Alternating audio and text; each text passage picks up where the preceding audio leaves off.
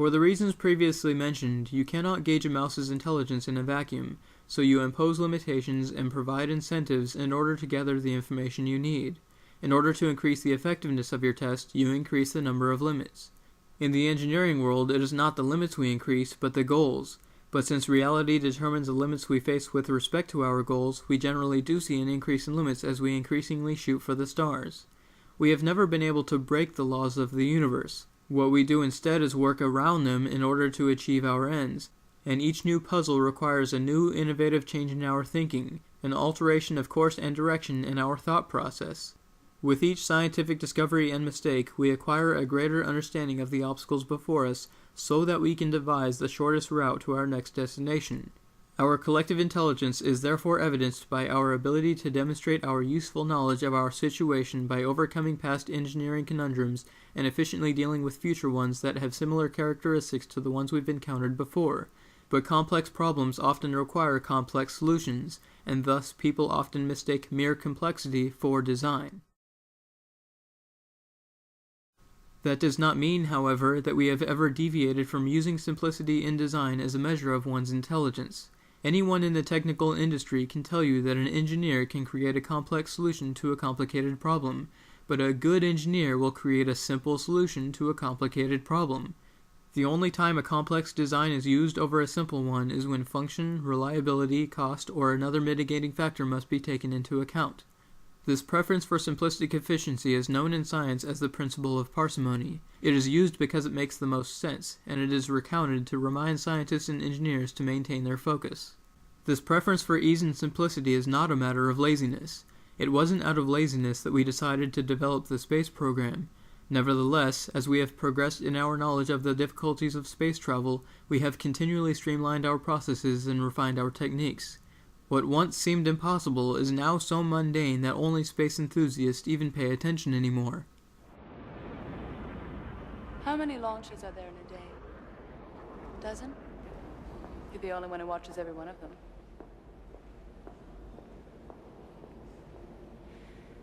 If you're going to pretend like you don't care, don't look up. We should intuitively know that the real challenge to be had in any situation is to simplify it, because the quintessential outside-the-box experiment shows that people are only prone to increase the complexity of their designs when they don't know how else to solve their problems. Incidentally, there is a type of device which intentionally breaks the principle of parsimony.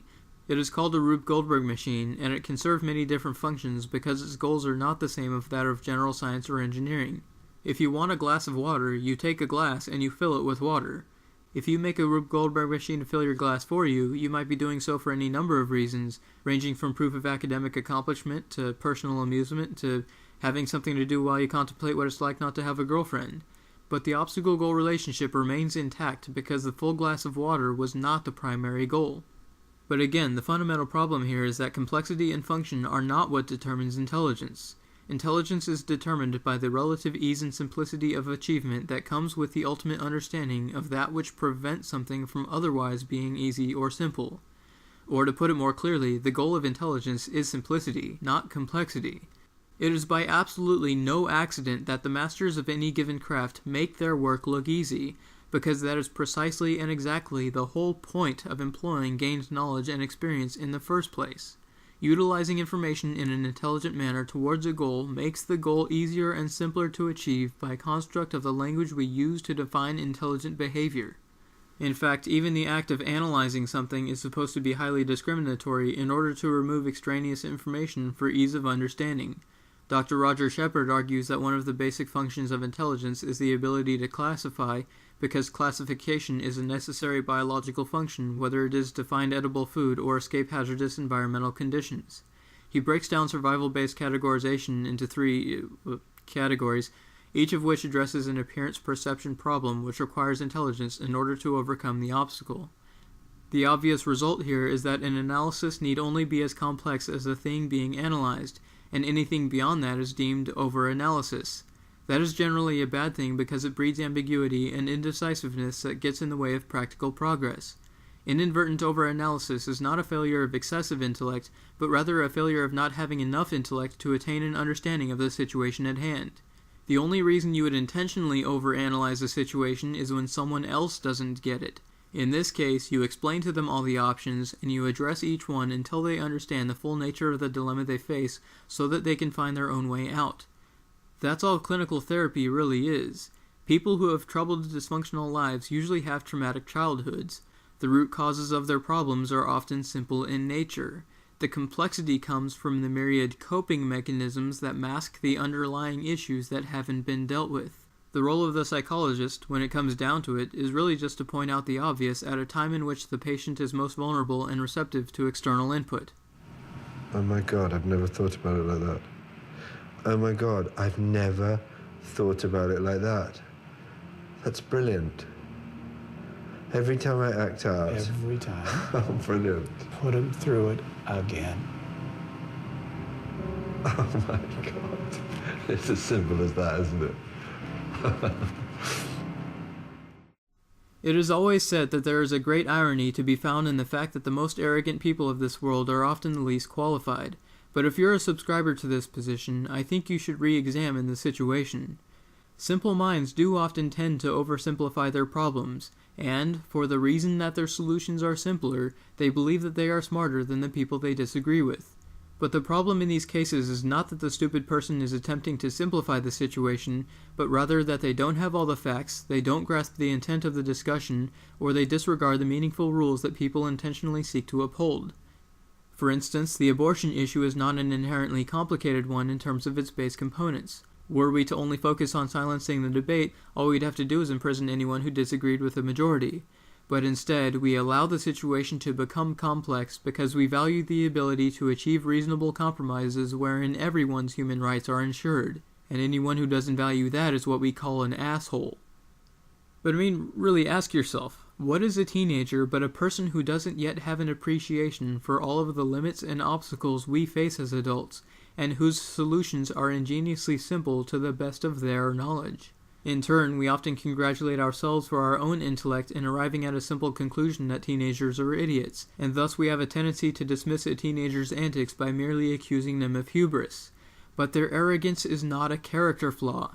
They are using the same standard of judgment that we are, and you should well know how unsatisfying it is to conceive of a simple solution to a problem, only to be dismissed by someone who says that you don't know how things really work. To say that teenagers are merely throwing a tantrum whenever they disagree with you is to fail to realize what's really going on, and to fail to understand why you should deal with them by taking them seriously and finding the time to educate them on the limits that they are currently unaware of. So why is Jesus considered to be the greatest purveyor of truth among the Christian community?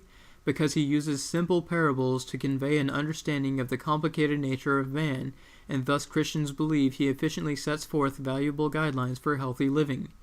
Einstein and Newton were both responsible for using complicated mathematical proofs to derive their theories about the behavior of the natural world, but the reason their solutions were so complex is because they had to corroborate their mathematics with a complicated physical world that existed external to them. Look at 1984, Lord of the Flies, The Great Gatsby. They are written at the 4th grade level, and yet they convey brilliance and significance to those who understand their meaning and intent, because they efficiently address the complexity of world history and the human experience. You can see this again in modern mythology and storytelling. Not only do great sagas speak to the human condition in ways that ring true to us by hearkening back to classic character flaws and archetypes, but we even know of the natures of the characters themselves by the boundaries by which they do or do not abide. When we are used to a figure producing amazing results, it is so easy for us to imagine a supernatural connection that we refer to them as technical wizards. But the difference between magic and genius is all in whether or not we know or believe that these people have accomplished their feats by finding or by creating their routes to success. And whenever we don't see a montage to highlight the limits they've overcome through hard work rather than supernatural convenience, we are perhaps a little too free to assume that the deus ex machina of the story actually involved a divine element rather than just a stretch of the imagination. And with every shot show a little improvement. To show it raw would take too long. That's called a montage. Girl, we want a montage.